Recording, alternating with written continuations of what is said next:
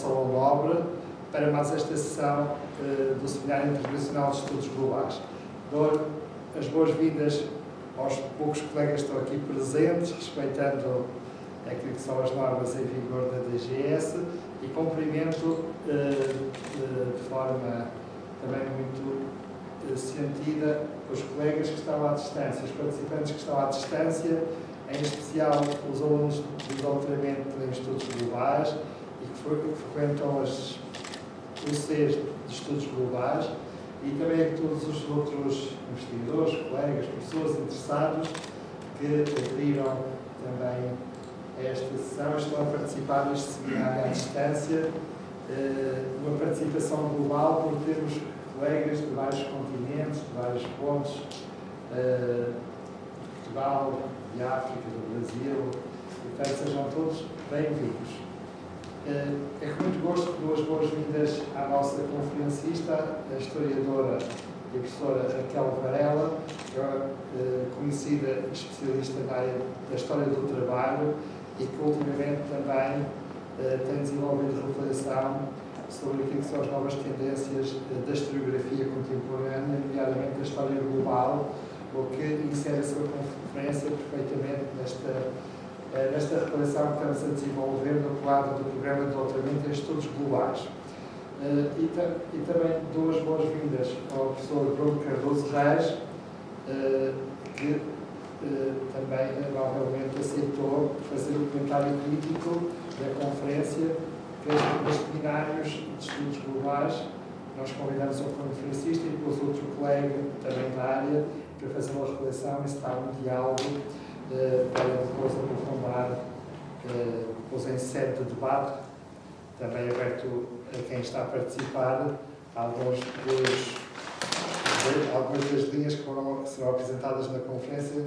E, portanto, aqui dois historiadores emergentes, promissores para a historiografia portuguesa, que já têm um trabalho considerável feito, mas que ainda têm muito a dar à nossa historiografia e que certamente é uma honra para nós a vossa presença cá, e o que for dito hoje também será um contributo relevante para repensarmos e pensarmos a historiografia, o trabalho que se faz no plano do conhecimento histórico no contexto português, mas aberto às novas tendências internacionais. E, portanto, agradecemos muito a vossa disponibilidade para estar connosco, e agora daria a palavra ao professor Bruno Cardoso Reis, para agora, então... com o qual comecei a trabalhar já há bastantes anos, e realmente é um ator sempre muito proativo em termos de grandes projetos na história portuguesa, portanto tem dado um contributo de facto muito importante para o desenvolvimento deste campo de estudo, e é também um prazer estar com a professora Raquel Varela, que tem desenvolvido um trabalho muito interessante em várias áreas que também me interessam, nomeadamente, por exemplo, o estudo recente sobre o 25 de Abril. E, portanto, sem mais delongas, vou passar-lhe a palavra e depois estarei disponível para fazer os comentários, mas obviamente aquilo que mais interessa é ouvirmos a professora Raquel Varela. Obrigada. Boa tarde a todos, aos que estão aqui presentes e a quem está por esse mundo a escutar-nos. Agradecer muito ao professor José Eduardo, que eu sou amiga e admiradora, a este convite, ao professor Bruno Cardoso Reis, os seus comentários que certamente, espero eu, de certeza que vão contribuir para se compreender melhor, e certamente levarei para casa novas questões para ir aperfeiçoando esta palestra, as ideias que eu queria partilhar convosco.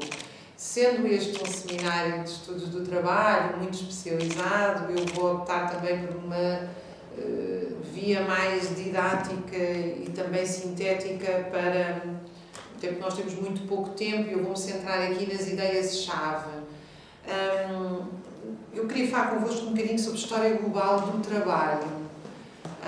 A história global teve um imenso desenvolvimento nas últimas 2 décadas, acompanhou naturalmente aquilo que se chama a globalização, e, portanto, vamos situar a partir das respostas contracíclicas à crise de 1970 e, sobretudo, à crise de 80, que vai implicar uma reestruturação produtiva à escala mundial, cujo momento político mais importante é a queda da União Soviética e dos países satélites, e o momento económico, todos estes momentos político-económicos são muito importantes, mas o momento económico mais importante é a abertura da China ao mercado mundial, que vai implicar, para terem uma ideia, a duplicação da força de trabalho à escala mundial, nos anos 90. O número de trabalhadores no mundo disponíveis para vender a sua força de trabalho duplicou nos anos 90.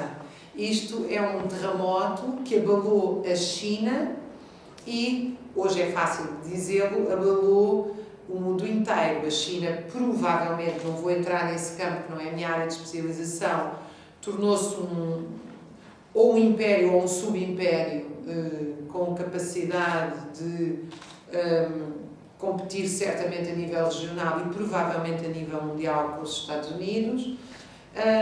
Mas a entrada da força de trabalho chinesa à escala mundial implicou a possibilidade de reduzir substancialmente os direitos laborais nos chamados países centrais, com uma queda tendencial do salário real. Não estou aqui a falar de salários diretos, enfim, há vários tipos de salários, como sabem, mas o salário real e, sobretudo, o salário relativo, ou seja, o que se tem assistido sistematicamente nos últimos 30 anos na Europa e nos Estados Unidos é um aumento brutal da produtividade que não vem acompanhado de aumentos salariais. Os trabalhadores produzem muito mais do que ganham.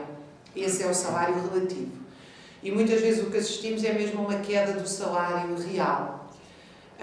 E isso é possível não só pela concorrência e pela deslocalização inicialmente das partes de montagem, agora já há mais do que montagem a ser deslocalizado, mas é também possível pela entrada no mercado de um extraordinário barateamento dos custos de reprodução da força de trabalho nos países centrais. O que é que isto quer dizer? Que um trabalhador, talvez no início dos anos 80 em Portugal, precisasse de um salário de um mês para pagar um sobretudo, um trabalhador médio, e hoje pode ir ali a uma loja chamada dos chineses, aliás, e pode comprar um sobretudo com um salário de um dia baixo.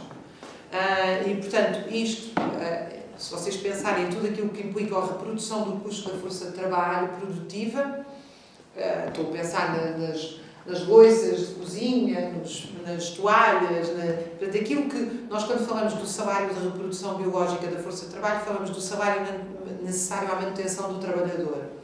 E, portanto, não implica ir ao cinema ou não implica comprar livros. Implica aquilo que é necessário para o trabalhador no dia a seguir estar vivo, portanto, comer, a habitação, etc.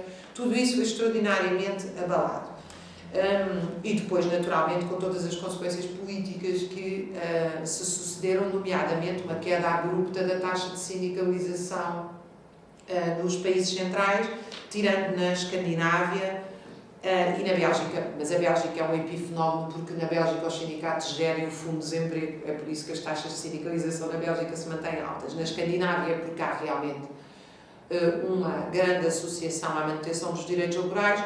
No resto do mundo, para terem uma ideia, as taxas de sindicalização na Europa especificamente, caíram de qualquer coisa como 60% no início de 1980 para 7%, 8%, 10% hoje em dia. Em Portugal é 7% no setor privado, 18% no setor público. Quanto a mim está inflacionada, porque a metodologia de cálculo não está bem feita. Bom, este tumulto que eu procurei resumir de forma muito superficial nestes 5 minutos iniciais, veio acompanhado, obviamente, de uma necessidade de compreender o que é que se passava no mundo à escala da força de trabalho. A história global do trabalho claramente vai nascer aí, não por acaso no Instituto Internacional de História Social de Amsterdão, onde estão religiosamente guardados os arquivos de Marx e Engels. Será que eles aceitam estar religiosamente guardados?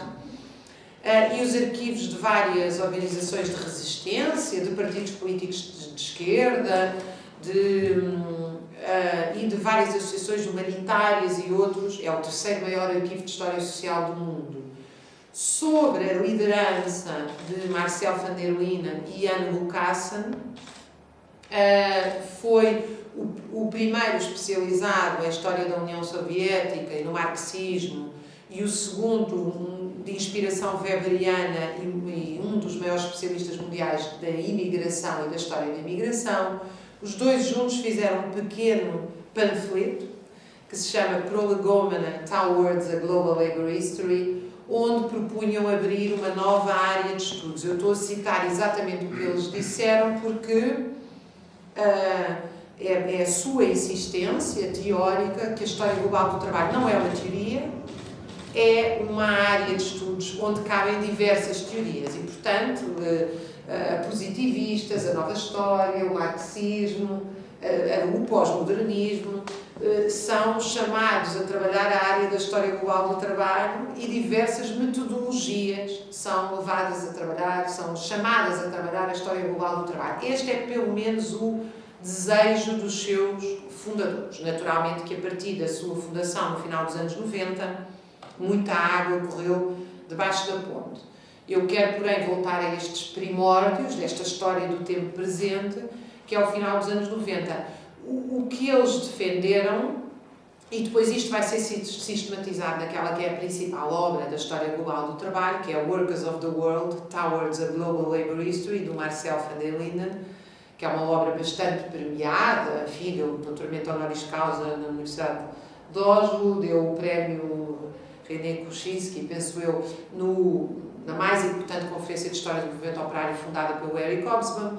Esta obra o que defende, se eu posso resumi-la de forma realmente exageradamente sintética, é uma crítica ao eurocentrismo, é uma defesa de que o sul global tem que ser trazido para o campo da história do trabalho, se nós queremos entender a história do trabalho, é uma crítica, é um marxista que tenta ir além de Marx. Estou aqui a utilizar as suas próprias palavras, já lá irei às minhas considerações críticas, mas a ideia é utilizar um conceito de classe trabalhadora que fosse mais abrangente daquilo que ele considera que é o conceito marxista de classe trabalhadora e, portanto, para Marcel van der Linden, o conceito de classe trabalhadora estava demasiado associado ao trabalhador sindicalizado, masculino, do trabalho industrial, e tinha, para se compreender a história global do trabalho, tinha que se pensar o trabalho doméstico, tinha que se pensar o trabalho camponês, tinha que se pensar as formas transitórias de trabalho,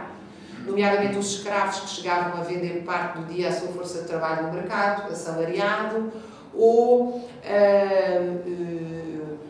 o trabalho, como eu já referi, o trabalho doméstico não pago, mas também o trabalho doméstico pago, e formas, e portanto a discussão depois prolonga-se muito para discussões sobre o que é o trabalho livre e qual é a fronteira entre o trabalho forçado e o trabalho livre. Portanto, estuda-se o trabalho nas prisões, estuda-se o trabalho forçado clássico, como vocês sabem, no Império Português até 74, as várias formas de trabalho forçado, mas depois Marcel van der Linden vai mais longe e questiona se as próprias mudanças na gestão das empresas nos anos 70 e 80 não são formas encapotadas de trabalho forçado por estímulos que obrigam o trabalhador a trabalhar cada vez mais horas. E, portanto, a fronteira entre free and free labor é muito ténue, segundo Marcel van der Linden. As suas influências são implícitas e explícitas.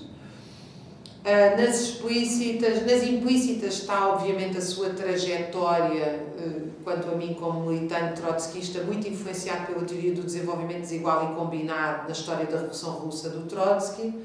A sua militância como marxista, enfim, isso é mais explícito até do que implícito. Nas explícitas está aquilo que é uma transposição da teoria do desenvolvimento desigual e combinado do Trotsky para um autor que todos conhecem, que a desenvolveu e complexificou e, de facto, modificou muito, que é a teoria do sistema mundo do Wallerstein. Essa é uma teoria, há uma defesa explícita de Immanuel Wallerstein na história global do trabalho, da escola de Bifield na Alemanha e de todos os estudos que têm a ver com o papel do trabalho doméstico, e, portanto, ainda além do conceito de trabalho produtivo estritamente associado à produção de valor. e os estudos da antropologia. Aliás, Marcel van der Linden, ele próprio tem uma formação muito eclética, é um historiador, sociólogo, com grande influência na antropologia e cuja sua tese é basicamente uma tese de ciência política, uma crítica à degeneração burocrática da União Soviética. Tudo isto fica espelhado na história global do trabalho. Eu devo dizer que me apaixonei pela história global do trabalho porque tudo isto apresenta-se com uma palavra que para mim é chave, que hoje é clara e que na altura não era muito, talvez, que é a questão das interligações. Acho mais forte até em inglês, entanglements. Ou seja, a história global do trabalho não vem oferecer uma história das relações internacionais, não vem oferecer uma história comparativa.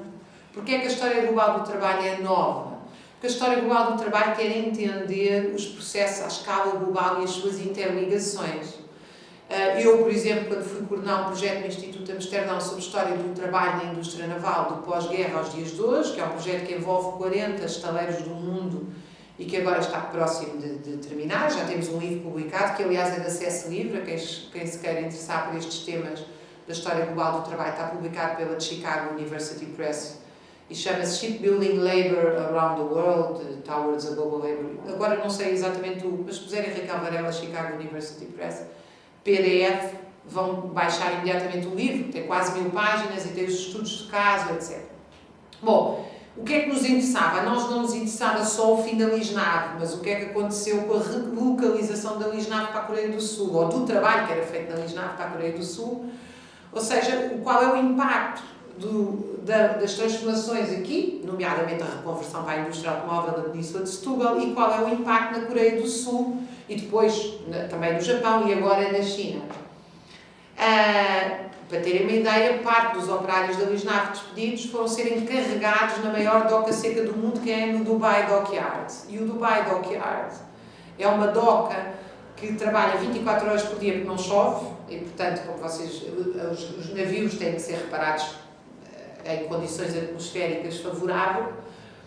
Por isso é que a Península de Setúbal é uma das razões, não só, também tem a ver com a localização geográfica central, Atlântico, Norte-Sul, mas no Dubai trabalha-se 24 horas por dia, não existe comissão de trabalhadores, naturalmente é proibido tal fórmula de defesa dos trabalhadores, e trabalha-se massivamente com trabalho importado das Filipinas, da Índia, etc.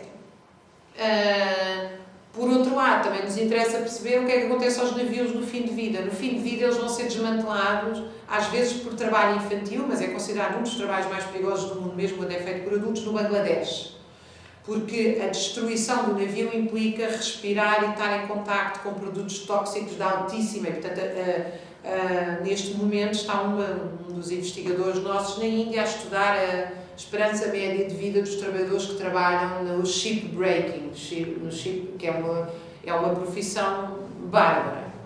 Também nos interessa perceber que parte desse trabalho de reconstrução naval é feito na Península de Tuzla, na Turquia, que tem uma das maiores taxas de acidentes de trabalho do mundo e também tem leis bastante repressivas do sistema sindical. Também nos interessa perceber que a Europa deslocalizou a construção de grandes navios, mas concentrou, por exemplo, e com cada vez mais complexidade e valor agregado, a construção de motores a diesel, que são complicadíssimos. O motor a diesel de um navio é uma coisa também desta sala onde nós estamos, e os pistões são de uma perfeição do aço que têm que ser feitos por operários no norte da Alemanha, onde frequentemente os salários atingem os 6.000 euros por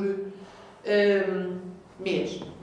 Eu dei-vos este exemplo porque isto é a história global do trabalho, ou seja, interessa-nos perceber que aquele navio é uma peça que circula com trabalho global e interessa-nos perceber como é que esta interligação é dada. Podia ter pegado em N exemplos, os exemplos do algodão da Índia e da relação com a indústria inglesa, subejamente conhecidos. Aliás, há uma história global do trabalho do algodão feita em Harvard, que é hoje talvez o centro com mais pujança no campo da história global do trabalho. Stephen Beckett, se não me engano, o segundo nome dele, conheço bem, agora não me lembro bem do segundo nome, mas se encontrarem a história global do trabalho de Cotton History ou Global Labor History ou qualquer coisa deste género, vocês têm uma história global uma história do mundo a partir da indústria do algodão, que mexe com a Revolução Industrial, mexe com a deslocalização, com todos os temas que vocês possam imaginar. Isto pode ser feito com a produção agrícola, isto pode ser feito virtualmente hoje em dia com qualquer área. Aliás, a pandemia demonstrou melhor do que ninguém, uma vez que os governos ocidentais não tinham uma simples máscara cirúrgica para distribuir pelos profissionais de saúde em plena pandemia, justamente porque toda a produção estava concentrada num canto do mundo, uma coisa tão importante que implica, por exemplo, questões como a segurança dos trabalhadores. E, portanto, a história global do trabalho apareceu-nos a nós, que somos filhos, se eu posso dizer assim, de Marcel van der Linden e de Anne Lukasa, quando fomos para Amsterdão. Vários de nós concorremos e recebemos uma bolsa e somos os primeiros, digamos assim, a ser formados por esta dupla. Para terem uma ideia, o primeiro exercício que eu tive que fazer, na altura quando cheguei a Amsterdão, era tão encantador quanto isto. Uma ordem da Rainha de Inglaterra no século XIX para que os seus embaixadores, muitos deles não são exatamente embaixadores, enviem uma descrição da força de trabalho nos diversos países para se poder deslocalizar produção no campo dos têxteis. E o português faz uma análise de Coimbra, da Covilhã, de Lisboa, e escreve coisas tão deliciosas como estas. Os portugueses aqui, penso que é na Covilhã, são bons. Eu, no início da minha breve história da Europa, eu cito bem esta história. Devem vir para cá porque o salário é baixo, trabalham bem e geralmente ao domingo, como não se embeberam, vêm trabalhar à segunda. E portanto, o que nós tínhamos, e depois a minha colega turca teve que fazer o mesmo exercício, os meus colegas de vários países, ou seja, o que nós tínhamos era uma moderna, hoje a McKinsey e outras empresas fazem esta gestão de recursos, entregam estes relatórios, já não é a rainha que os pede diretamente. Mas, portanto, interessava-nos isto, não é? Interessava-nos perceber que o Império Inglês vive disto, como o Império Português vive do trabalho forçado e de tudo, todas estas interligações. E, portanto, eu dei-vos estes exemplos para me centrar nesta questão. A história global do trabalho não procura fazer história comparativa, que é um ramo da história interessantíssimo, procura fazer história interligada, interconectada. Interessa-nos perceber não é o que é que acontece em cada país, mas como o que é que acontece em cada país tem um impacto direto no outro país e vice-versa. Quando digo países, digo regiões, digo setores de trabalho, na sua multiplicidade. Eu penso que uma das grandes valências, a outra que eu quero assinalar, é a sua capacidade de olhar o mundo, e, portanto, o que vem intimamente associado a esta questão que eu acabei de referir, que é a questão do desenvolvimento desigual e combinado, ou do sistema mundo, que é como é que países tão dispares se encontram dentro da mesma cadeia produtiva, como é que os minérios da Amazónia extraídos por crianças estão intimamente ligados à mesma cadeia produtiva de trabalho altamente qualificado em Silicon Valley, através da incorporação, por exemplo, de uma parte de minério numa peça de tecnologia, uma coisa deste género, não é? Portanto, com este salto analítico, é-nos permitido perceber um mundo desigual, mas combinado, ou seja, não tanto uma visão estanque e mecanicista do primeiro, segundo, terceiro mundo, ou dos países subdesenvolvidos, em desenvolvimento e desenvolvidos, mas como é que o desenvolvimento contém o subdesenvolvimento em si. Não são escalões que progridem, os países não estão a subir umas escadas, a história está a andar para a frente, mas uma parte das pessoas está a descer as escadas. E tudo isto faz parte da mesma história, que é a história do capitalismo. Portanto, este conceito parece-me absolutamente interessantíssimo. O terceiro que me parece muito interessante é um conceito ampliado de classe trabalhadora, que permite, de facto, compreender para além de um ente, quer dizer, a ideia de Marcel van der Linden e de Jan Lucassen era criticar o operário staccanovista idealizado por Stalin, não é? Portanto, o grande operário é o operário da racionalização científica, é o homem musculado, que nunca se esgota, que é capaz de trabalhar e cumprir todos os índices de produtividade, num regime onde não existe liberdade política nem sindical, e onde ele é capaz de todos os sacrifícios. E, portanto, naturalmente, este obreirismo, que foi muito abraçado por correntes do marxismo até aos anos 70 e 80, é fortemente aqui criticado. Eu agora já estou quase a ficar sem tempo e, portanto, vou passar para as minhas críticas à história global do trabalho, sobretudo àquilo que têm sido os anos recentes. Rapidamente nós passamos deste quadro teórico, que eu sistematizei da forma, acreditem, muito superficial, que é o que se pode fazer neste bocadinho de tempo, mas eu terei todo o gosto em passar alguns textos fundamentais ao professor José Eduardo para quem queira desenvolver estas questões. Nós hoje assistimos rapidamente àquilo que eu diria que é uma deriva pós-moderna da história global do trabalho, em que eu penso que os seus grandes avanços se tornaram, abriram portas a um tipo de história global do trabalho que eu penso que não faz jus aos seus fundadores e que questiona, quanto a mim, a própria ideia de verdade em história, que é uma ideia a mim muito cara, porque eu, como historiadora muito influenciada pelo marxismo, tenho, obviamente, no positivismo e no Zahnal, na nova história, um imenso respeito. E, portanto, direi que de todas as correntes historiográficas eu fui beber influência, menos na do pós-modernismo. Portanto, a ideia da história como narrativa é uma ideia que a mim não me diz rigorosamente nada. E eu penso que o que aconteceu nos últimos anos foi que deste desejo de estudar o mundo global passou, nos anos recentes, a uma canalização dos recursos para estudar o sul global e, portanto, da crítica ao eurocentrismo passou-se a uma visão, quanto a mim, bastante infantilizada da história, que coloca os europeus, tipicamente isto vê-se isto nas histórias do colonialismo, ou dos chamados estudos pós-coloniais, ou mais recentemente nos estudos identitários e nos estudos feministas. Rapidamente passou-se de uma... Vou resumi-lo facilmente para entenderem qual é a minha crítica. Criticava-se que a história clássica só dava atenção aos operários sindicalizados.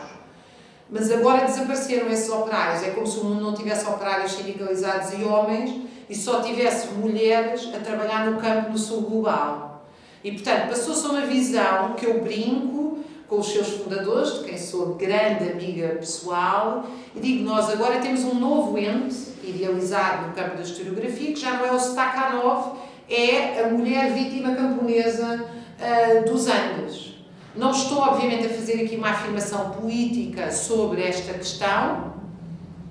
Todos nós sabemos que as mulheres, então em países onde ainda há processos de transição agrária ao mundo rural, sofrem múltiplas violências, que os camponeses na América Latina continuam a sofrer processos de expropriação violentíssimos. Portanto, eu não estou aqui a desvalorizar o papel de sofrimento destes setores. O que eu estou a desvalorizar e desvalorizo é que se possa fazer história a partir destas categorias. Portanto, aquilo que era global passou a ser restrito. Nós saímos de tentar inserir o trabalho doméstico na análise do trabalho, por exemplo, industrial, e passámos a fazer desaparecer o trabalho industrial. Dou-vos este exemplo. O outro tem a ver com esta deslocação de temas, ou seja, cada vez menos, e se forem ver isto nos campos do financiamento é muito óbvio, estuda-se menos os países centrais e mais o chamado sul global. Aliás, a própria noção de sul global, quanto a mim, é uma noção muito pós-moderna.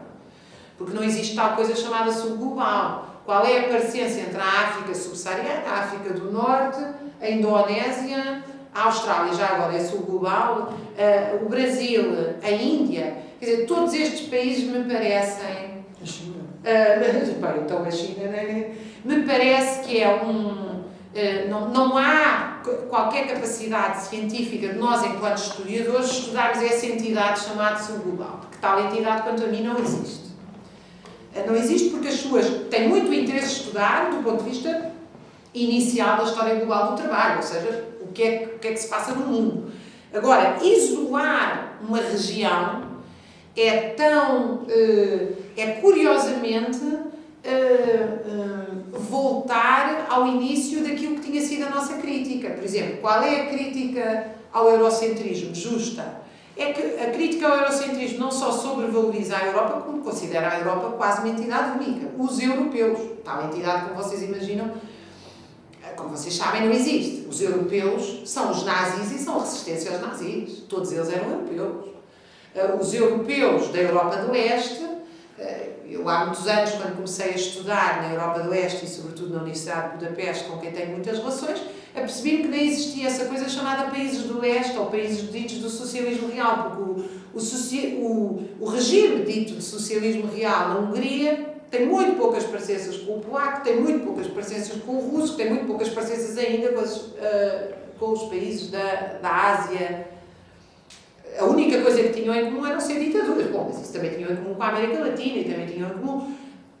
E mesmo a questão da propriedade privada ou propriedade coletiva dos meios de produção, há diferenças na forma como esses países abordaram estas questões, já nem para falar do caso jugoslavo. Portanto, parece-me que há aqui um risco de nós nos perdermos aquilo que começou por ser global se torna cada vez menos total. E aqui eu creio que a categoria histórica de totalidade é absolutamente fundamental para a gente perceber o interesse da história global. O interesse da história global, quanto a mim, é a categoria de totalidade. É como é que nós compreendemos a interligação entre as várias dinâmicas da sociedade. Que, como se sabe, é uma coisa que nós estamos permanentemente convocados a fazer e que é muito difícil, porque a ciência, por mais desenvolvida que seja, nunca dá conta da totalidade da realidade. E cada vez mais nós temos meios, por exemplo, eu coordenei durante muito tempo em Portugal o Global Collaboratory das Relações Laborais, que é uma coisa no Instituto Amsterdão financiado pela Gerda Henkel Foundation da Alemanha, que é uma história, uma classificação estatística de quem é que trabalha desde o século XVI aos dias de hoje. E eu coordenei a parte portuguesa lusófona, está publicada numa edição da Colibri, chama-se História das Relações Laborais no Mundo Lusófono. Eu coordenei só a parte contemporânea, do século XVIII ao século XX.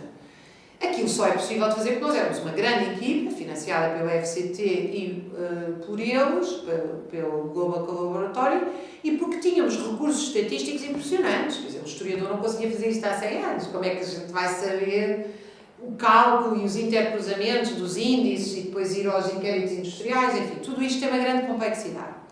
Mas é interessantíssimo e gera-nos imensas questões. O que eu penso que não se pode é passar deste filme em movimento, que é muito difícil de entender, para uma fotografia que me parece que é hoje muito associada àquilo que se vê nesta onda de nova história global do trabalho, cujo epicentro foi justamente os estudos pós-coloniais e eu diria que fortemente os Estados Unidos, com esta ideia de que hoje é caricaturada muitas vezes até de forma mediática, mas eu não creio que seja de forma mediática só. Conto-vos uma história. Recentemente eu fui... com esta história eu termino porque compreenderão a minha crítica. Eu tinha um aluno na pós-graduação no Brasil, na UF, que estava a fazer uma tese extraordinária sobre o fabianismo e as mudanças políticas do Partido Trabalhista Inglês, que nos fazem uma questão que todos os historiadores querem responder: é porque é que não há uma revolução socialista na Inglaterra, nem nunca houve no país onde Karl Marx apostava as suas fichas desde o início que ia haver uma revolução. E isso remete, entre outras questões, ao estudo do que é o trabalhismo, do que é o labor inglês. E ele estava a fazer um estudo interessantíssimo sobre isso. E quando eu fui chamada para a defesa da tese, a tese tinha-se transmutado. Era raça e género no Partido Trabalhista Inglês. Ora, raça e género no Partido Trabalhista Inglês naquela época nunca foi uma questão. Desde logo que as mulheres pouco ou nada militavam. E nem para os negros. Estão a ver qual é a minha... E não nos ajuda, quer dizer, pode-se argumentar, quanto a mim, com toda a razão, e até se pode discutir, por exemplo, o conceito de aristocracia operária de Lenin, que é eternamente discutido para referir, no campo da historiografia, não é no campo da política, para discutir o caso do trabalhismo inglês, que são operários que usufruíram da produção descendente do Império Inglês e se tornaram operários da chamada aristocracia operária, e, portanto, desvinculados do movimento revolucionário dos trabalhadores. Isto é uma discussão interessantíssima. Como se pode discutir se havia ou não uma ideologia racista ou xenófoba no trabalhismo inglês. Qual era o papel das mulheres? Como é que as mulheres se foram afirmando na política inglesa? Isso tudo é interessantíssimo e está intimamente ligado a esta questão. O que não se pode é transformar a história do Partido Trabalhista Inglês numa coisa que não existe, porque nós não podemos chegar ali à Lisnave e dizer eu quero estudar as mulheres da Lisnave, porque não existem mulheres da Lisnave. Enfim, existem meia dúzia no comércio, na administração, e portanto a mim parece-me que, curiosamente, o que se está a querer fazer embora pareça a história global, porque é o que é que nos parece global? Nós estamos a trazer as categorias oprimidas, distanciadas e periféricas da sociedade para o nosso campo de análise. O que nós estamos é a caricaturar estas categorias, impedindo-nos de analisá-las. E eu penso que, então, em Portugal, na questão do que é que foi o Império Português, me parece absolutamente central que esta discussão seja tida. Eu, por exemplo, fiz toda a minha história do povo na Revolução Portuguesa a partir da ideia, absolutamente criticável. É uma ideia que eu anseio, que gosto de debater, que a Revolução Portuguesa começa em 1961 com as revoluções anticoloniais. Na verdade, eu discuto o conceito de guerra colonial e o conceito de revoluções anticoloniais e, portanto, estou à vontade para defender essa perspectiva. O que eu não posso é agora, como historiadora, andar a fazer pedidos de desculpa sobre 500 anos de colonialismo, porque isso simplesmente não é a função do historiador. A história não é um tribunal. O que nós estamos aqui é a analisar a ciência. E é o mesmo que nós dizemos que o Império Português é resumido a sangue, suor e lágrimas. Um líder trabalhista, um líder cartista, que é o movimento sindical inglês, que vai criar os primeiros sindicatos no mundo, e também o direito ao voto na Inglaterra, quando lhe dizem sobre o Império Inglês, é o Império onde o sol nunca se põe, ele responde, e onde o sangue nunca seca. O que é totalmente verdade, mas também é totalmente verdade que há um imenso desenvolvimento científico. Eu, pessoalmente, gostava de viver num mundo, daqui para a frente, onde barbárie e desenvolvimento científico não tivessem que vir juntos, onde as vacinas não fossem sujeitas ao mercado, nem outras medidas. Mas isso é o meu desejo ideológico e político. Olhando para a história, eu não posso negar o desenvolvimento científico da expansão portuguesa, nem negar a barbárie da escravatura. As duas coisas existiram, são factos, e nós não podemos fugir deles. E, portanto, a mim o que me parece é que esta deriva pós-moderna também atingiu um bocadinho a história global do trabalho, e do global está-se a estudar cada vez mais o particular, embora sempre em nome do global. Esta é a minha crítica hoje, que eu tenho escrito um bocadinho sobre isto e que deixo aqui para partilhar convosco. Muito obrigada pela vossa atenção. Pronto, de facto eu não sou um especialista em História do Trabalho, também não serei especialista em História Global, embora seja um tema que me interessa e sou aliás responsável por um seminário de História Global também no nosso mestrado em História no ISCTE. Tenho sobretudo trabalhado, de facto, do ponto de vista da história mais comparada, na minha tese também de doutoramento, que eu fiz em Inglaterra, e portanto, uma primeira, as minhas observações têm mais a ver com a dimensão da história global, eventualmente tenho duas questões sobre esta dimensão da história do trabalho, que é obviamente extremamente interessante.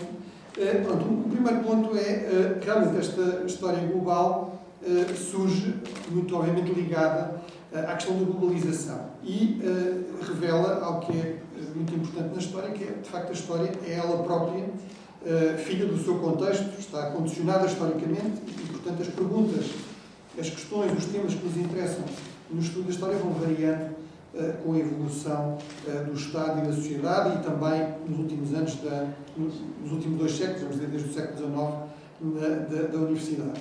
E aqui, de facto, há um dado fundamental que é o nascimento da história como disciplina académica e o surgimento de departamentos de história na universidade realmente surge associado ao surgimento dos Estados nacionais. E, portanto, um dos problemas que nós temos na história e que esta ideia, esta proposta, estes manifestos, esta tendência da história global vem procurar lidar é aquilo que eu chamaria a hipernacionalização do estudo da história.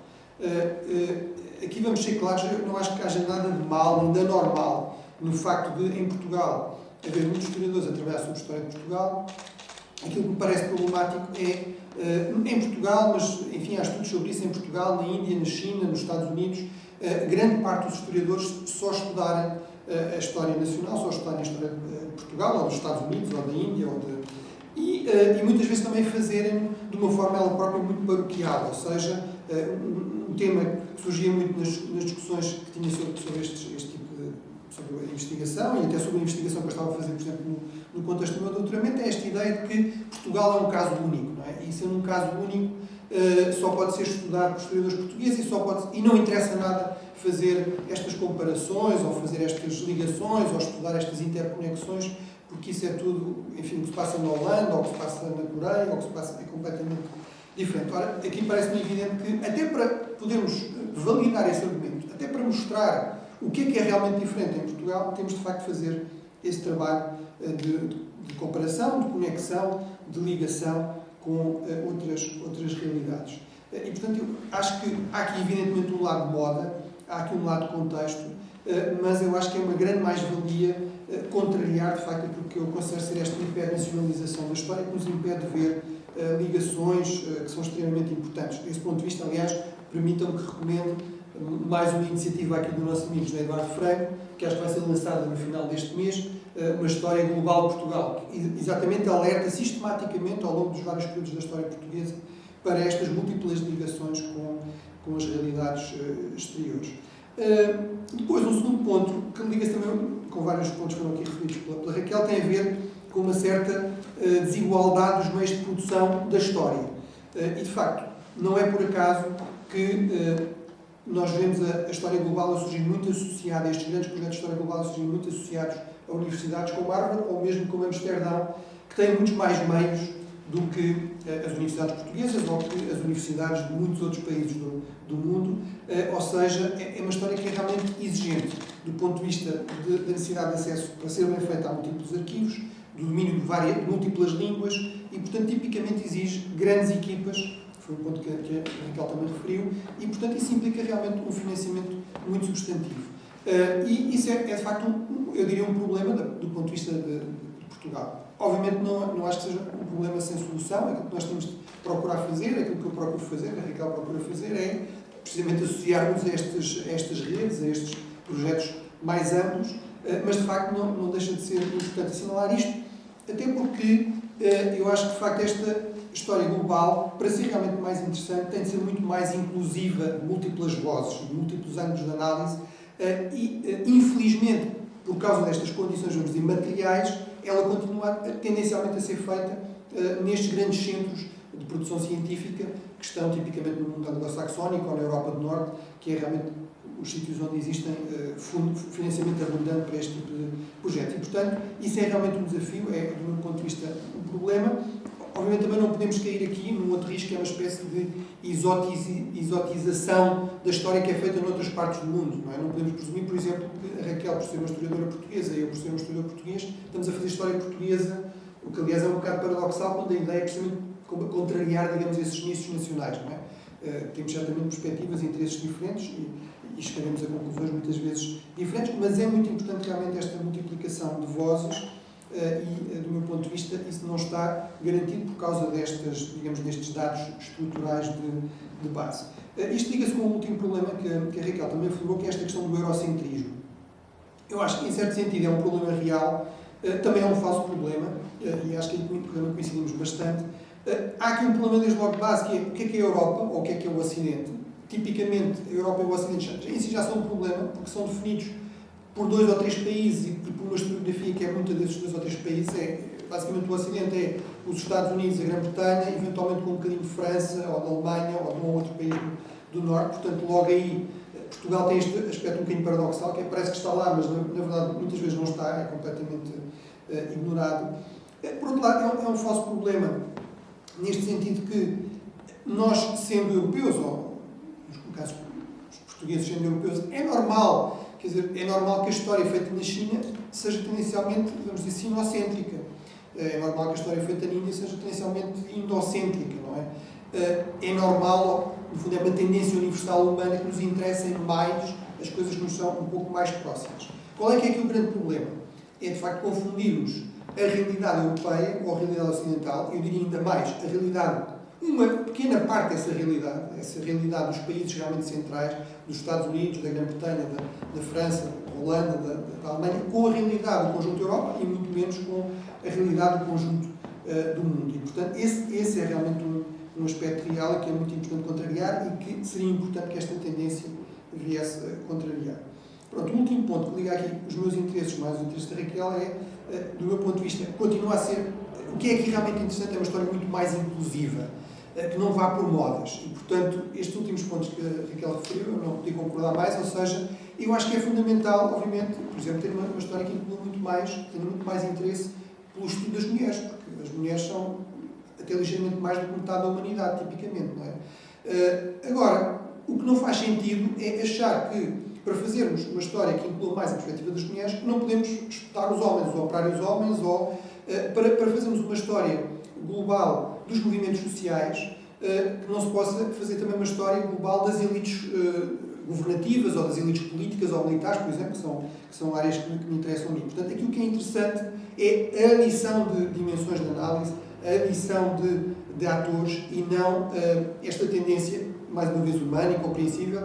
É normal que cada um de nós defenda um pouco as nossas perspectivas ou os nossos interesses, mas eu acho que é muito importante em termos do futuro da história, para ela ser realmente mais inclusiva, para ela ser realmente mais global, para ela ser mais total, que foi um tema que a Raquel referiu, não podemos andar aqui a escolher quem é que são agora os objetos que vamos estudar, não é? Era um disparate achar que só podíamos estudar reis e generais, mas também é um disparate achar que só podemos estudar as mulheres camponesas dos Andes, como referia a Raquel. Estes são os meus comentários muito gerais. O que é que eu tinha aqui como questões?